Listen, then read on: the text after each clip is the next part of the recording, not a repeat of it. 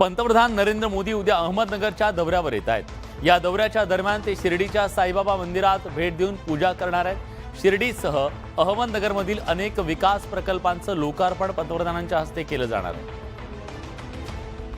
पंतप्रधान नरेंद्र मोदी गुरुवारी साईबाबांच्या शिर्डीत येणार आहेत। पंतप्रधान मोदींच्या या शिर्डी दौऱ्याची जय्यत तयारी सुरू आहे। पंतप्रधान मोदी दुपारी 1 वाजता शिर्डीला भेट देणार आहेत। पंतप्रधान मोदी साईबाबा समाधी मंदिराचं दर्शन घेऊन पूजा करतील। शिर्डीतल्या नवीन दर्शन कॉम्प्लेक्सचं त्यांच्या हस्ते लोकार्पण केलं जाईल।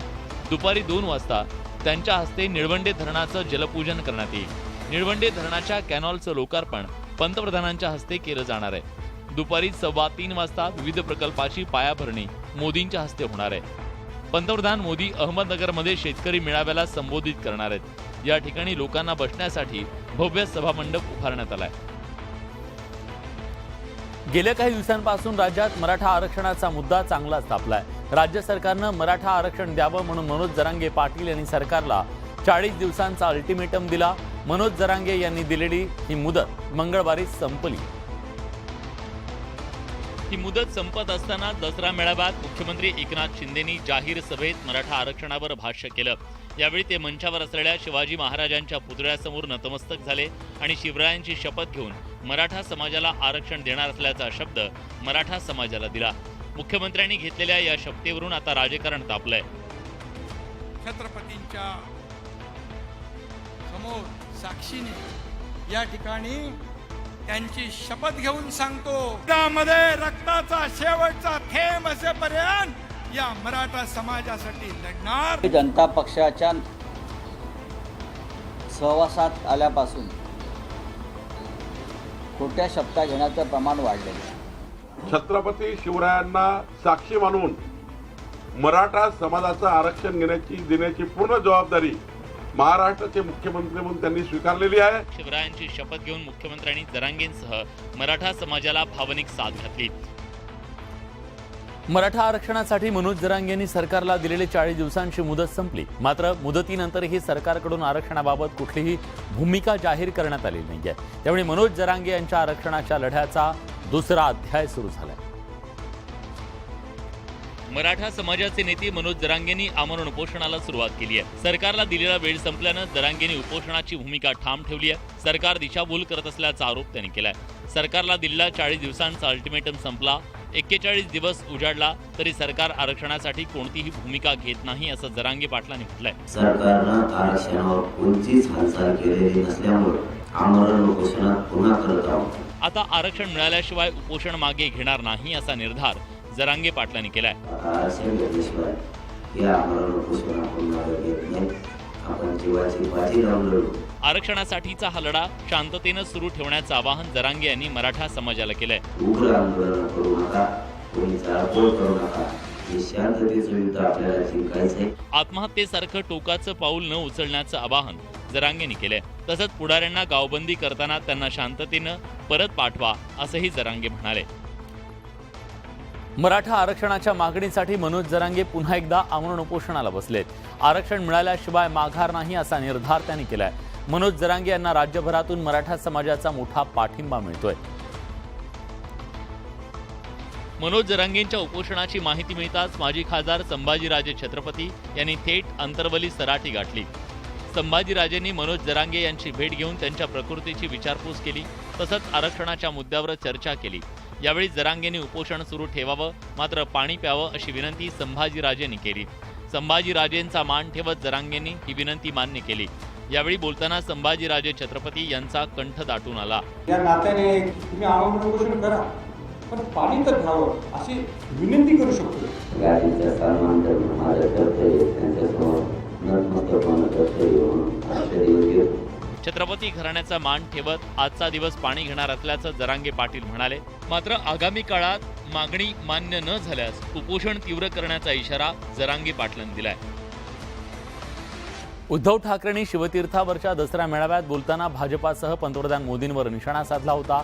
उद्धव ठाकरेंचं भाषण म्हणजे काँग्रेसच्या हृदय सम्राटांचं भाषण होतं अशी टीका भाजपनं केली आहे। उद्धव ठाकरे मंगळवारी शिवतीर्थावरून सत्ताधारी भाजप आणि शिंदेच्या नेतृत्वातल्या शिवसेनेवर बोचरी टीका करत होते। त्याचबरोबर विविध मुद्द्यांवरून पंतप्रधान नरेंद्र मोदींवरही त्यांनी घणाघात केला। उद्धव ठाकरेंच्या या टीकेला भाजपनं जोरदार उत्तर दिलंय. कुटुंब व्यवस्था मानत नाही त्यांनी दुसऱ्याच्या घराण्याबद्दल बोलू नये. पहिले कुटुंब व्यवस्था मान आणि मग हिंदुत्वाचं बोल. मोदीजींना संपूर्ण देश आपलं कुटुंब मानताय आणि उद्धव ठाकरे हे दुखणं आहे. शरद पवार साहेबांची काँग्रेसची भाषा बोलतील ते काँग्रेस आणि शरद पवार साहेबांचे वकील आहेत सध्या. आणि तुम्हाला काँग्रेसची हृदय सम्राटी पदवीच सोयीची आहे ती तुम्हाला लक्षात. अरे 25-30 वर्ष भाजपच्या सोबत राहून शिवसेनेची भाजपा नाही झाली तर 2 वर्षात काय काँग्रेस होईल? शिवसेना म्हणजे काय मुंडेगट आहे? उद्धव ठाकरेंनी दसरा मेळाव्यातल्या भाषणातून मुख्यमंत्री एकनाथ शिंदेसोबत पंतप्रधानांना टार्गेट केल्यानं ठाकरे विरुद्ध भाजप असा राजकीय सामना रंगलाय. गेल्या आठवड्यात शरद पवार आणि वंचित बहुजन आघाडीचे नेते प्रकाश आंबेडकर यांची कॉफी पे चर्चा झाली. या भेटीनंतर प्रकाश आंबेडकर यांच्या वंचितला महाविकास आघाडी आणि इंडिया आघाडीची दारं खुली झाल्याची चर्चा रंगली. ह्या चर्चा सुरू असताना बुधवारी आणखी एक राजकीय घटना घडली. उपमुख्यमंत्री अजित पवार यांचे कट्टर समर्थक म्हणून ओळखले जाणारे आमदार मिटकरी आंबेडकर यांच्या भेटीला गेले. प्रकाश आंबेडकरांच्या अकोल्यातल्या यशवंत निवासस्थानी ही भेट झाली. तब्बल 30 मिनिटांहून अधिक काळ दोघांमध्ये बंद दाराआड चर्चा झाली. त्यामुळे या भेटीत नेमकी काय चर्चा झाली हे समजू शकलं नाही. मात्र ही कुठल्याही प्रकारची बंद दाराआड राजकीय भेट नव्हती असं स्पष्टीकरण मिटकरी आणि प्रकाश आंबेडकरांनी दिलंय. सणानिमित्ताने आल्यानंतर सुद्धा तुम्ही त्याला राजकीय म्हणणार असाल तर माझं दुर्दैव व्हायचं. ही भेट राजकीय नसल्याचा दावा मिटकरी आणि प्रकाश आंबेडकर यांनी केला. मात्र शरद पवारांसोबतच्या भेटीनंतर 4 दिवसातच झालेल्या आंबेडकर मिटकरी भेटीनं चर्चांना उधाण आलंय. माजी खासदार निलेश राणे यांनी अचानकपणे राजकारणातून निवृत्ती जाहीर केली. निलेश राणे यांनी मंगळवारी सोशल मीडिया एक्सवर पोस्ट करत आपण निवृत्ती जाहीर करत असल्याचं म्हटलं.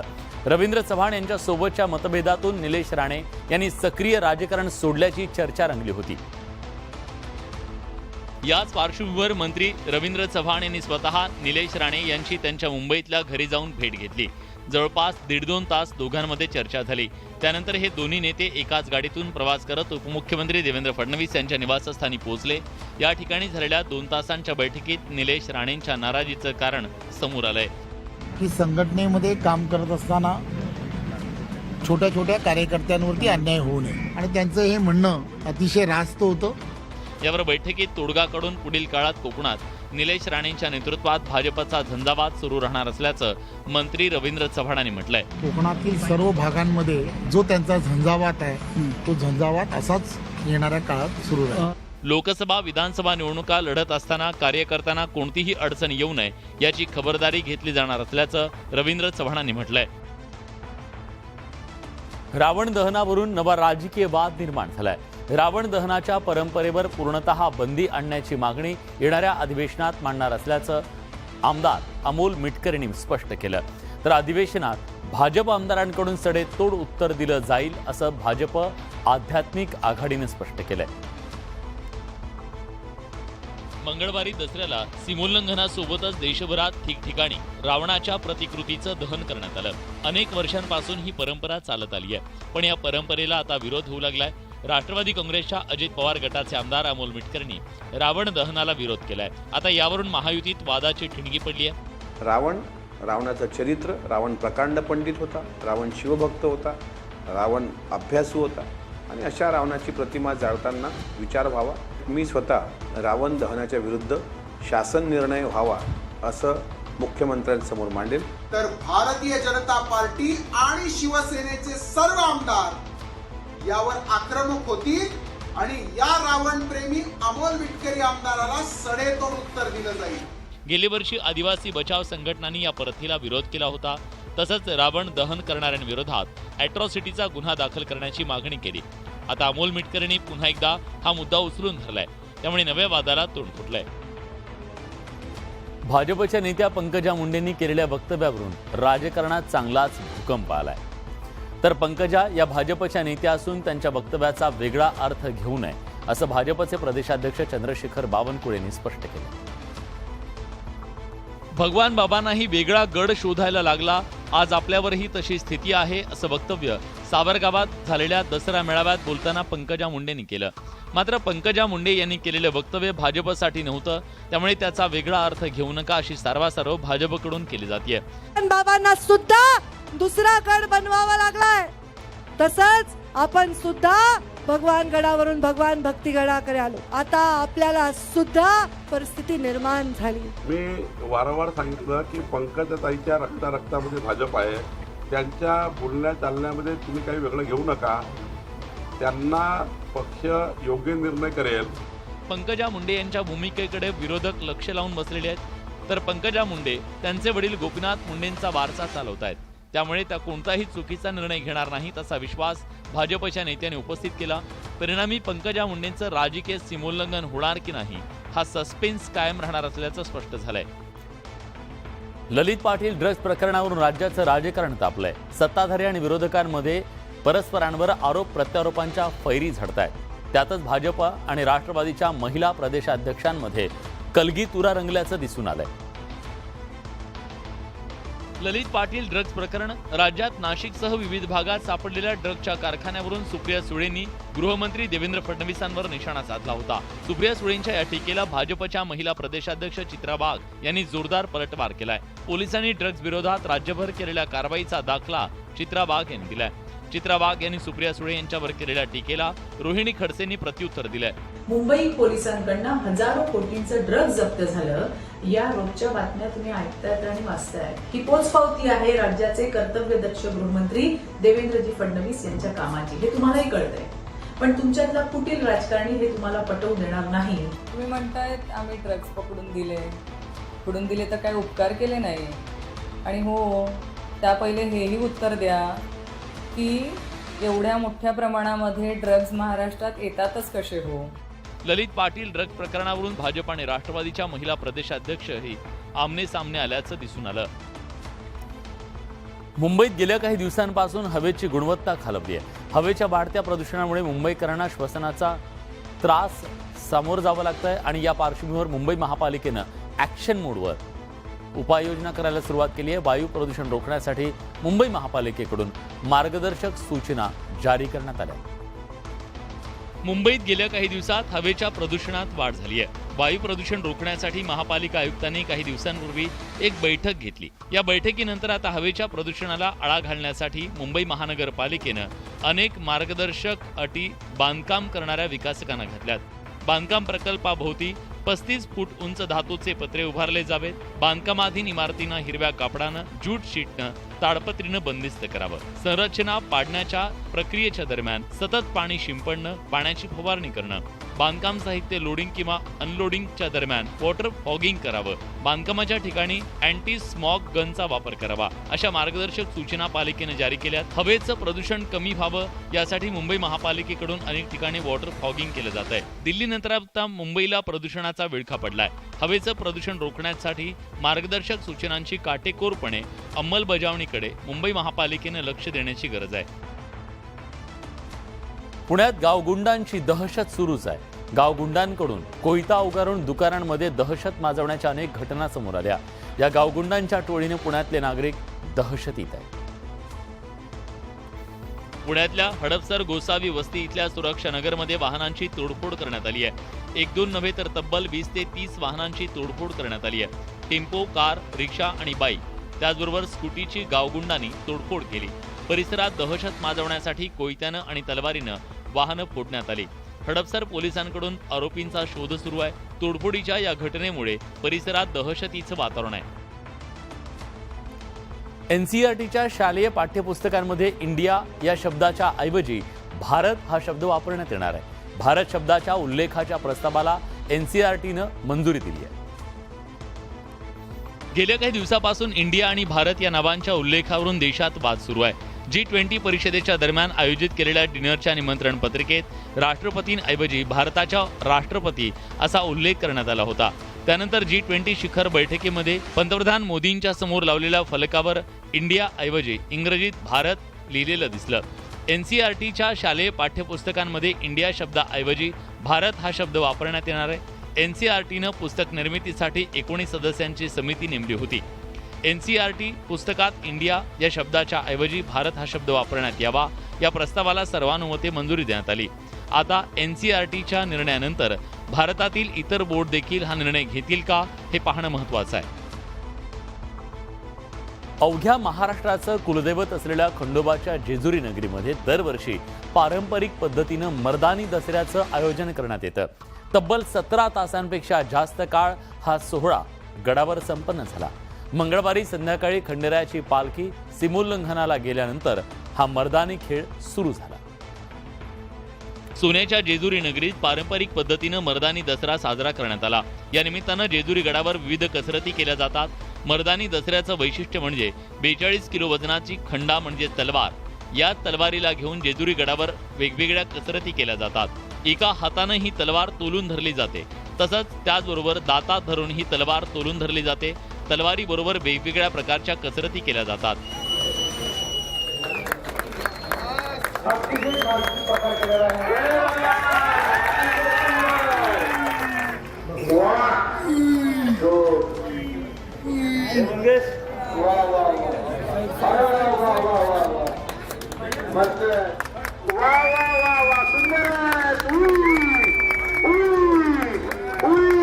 शेकडो वर्षांपासून इथं सुरू असलेल्या 42 किलोच्या खंडा तलवारीचे मर्दानी खेळ पाहून सगळेच थक्क झाल्याचं पाहायला मिळतं.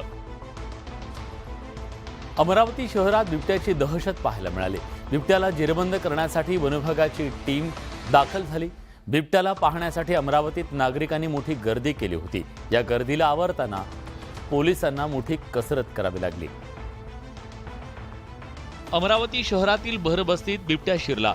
शहरातील शोभानगरच्या मणिपूर लेआउटमध्ये बिबट्याचा वावर दिसून आला. बिबट्याच्या भरबस्तीतल्या संचारामुळे नागरिकांमध्ये घबराट पसरली होती. एका नागरिकावर बिबट्यानं हल्ला तसंच वनविभागाच्या गाडीवर सुद्धा झडप मारली. बिबट्याला पाहण्यासाठी अमरावती शहरात नागरिकांनी मोठी गर्दी केली. त्यामुळे या गर्दीला हटवण्याचं काम पोलिसांना करावं लागलं. बिबट्याला जेरबंद करण्यासाठी वनविभागाच्या पथकाला पाचारण करण्यात आलं. बिबट्याच्या वावरामुळे अमरावतीतल्या नागरिकांमध्ये दहशत होती. सोलापुरात यंदा कमी पाऊस झाला, त्यामुळे सोलापूरला पाणी पुरवठा करणाऱ्या धरणाच्या पाणी पातळीत यंदा कमतरता आहे. अशी स्थिती असताना सोलापुरात हजारो लिटर पाण्याची अक्षरशः नासाडी झाली. सोलापूर जिल्ह्यात उजनीची पाईपलाईन फुटली. त्यामुळे उंच पाण्याचे फवारे उडाल्याचं चित्र दिसून आलं. सोलापूर शहरापासून सुमारे 20 किलोमीटर अंतरावर लिंबोटी गावाजवळ ही पाईपलाईन फुटल्यानं हजारो लिटर पाणी वाया गेलं. लिंबोटी जवळच्या पुणे सोलापूर महामार्गावरून येणाऱ्या जाणाऱ्या वाहनांना फुटलेल्या पाईपलाईनमधून उडणारे फवारे दिसून येत होते. पाईपलाईन शेजारी असलेल्या शेतात पेरलेल्या ज्वारीसह जमीन वाहून गेली. त्यामुळे शेतकऱ्याचं प्रचंड नुकसान झालं. उजनी धरणात 4 महिन्यात पावसानं जेमतेम 60% पाणीसाठा उपलब्ध आहे. अशा स्थितीत पाईपलाईन फुटल्यानं मोठ्या प्रमाणात पाण्याची नासाडी झाली आहे. विश्वचषक क्रिकेट स्पर्धेत ऑस्ट्रेलियानं नेदरलँडवर जबरदस्त विजय मिळवलाय. तब्बल 309 धावांनी ऑस्ट्रेलियानं नेदरलँडचा धुव्वा उडवला. कांगारूंच्या या विजयाचे शिल्पकार ठरले ग्लेन मॅक्सवेल आणि डेव्हिड वॉर्नर. ऑस्ट्रेलियाचा धडाकेबाज फलंदाज ग्लेन मॅक्सवेलनं विश्वविक्रमी खेळी केली आहे. मॅक्सवेलनं अवघ्या 40 चेंडूत वादळी शतक ठोकलंय. आजवरील विश्वचषकातील हे सर्वात वेगवान शतक आहे. यापूर्वी याच विश्वचषकात दक्षिण आफ्रिकेच्या ॲडन मार्क्रमनं 49 चेंडूत शतक ठोकलं होतं. मात्र मॅक्सवेलनं त्याच्या पुढे जात तुफानी खेळी केली. मॅक्सवेलनं 44 चेंडूत 9 चौकार आणि 8 षटकार ठोकून विश्वविक्रमी खेळी केली.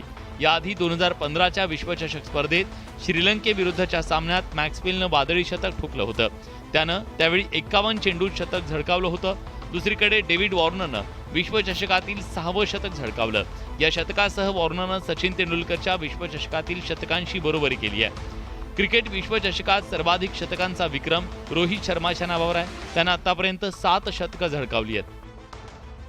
विश्वचषक क्रिकेट स्पर्धेत भारतीय क्रिकेट संघानं विजयी पंच मारलाय. आतापर्यंत खेळलेल्या 5ही सामन्यात भारतीय संघानं विजय मिळवला.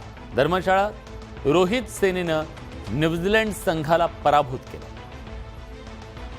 सलग 5 विजयानंतर टीम इंडियाचे खेळाडू आणि सपोर्ट स्टाफला 2 दिवसांची सुट्टी देण्यात आली आहे. या 2 दिवसांच्या सुट्टीचा भारतीय खेळाडू आणि सपोर्ट स्टाफनं पुरेपूर फायदा घेतला.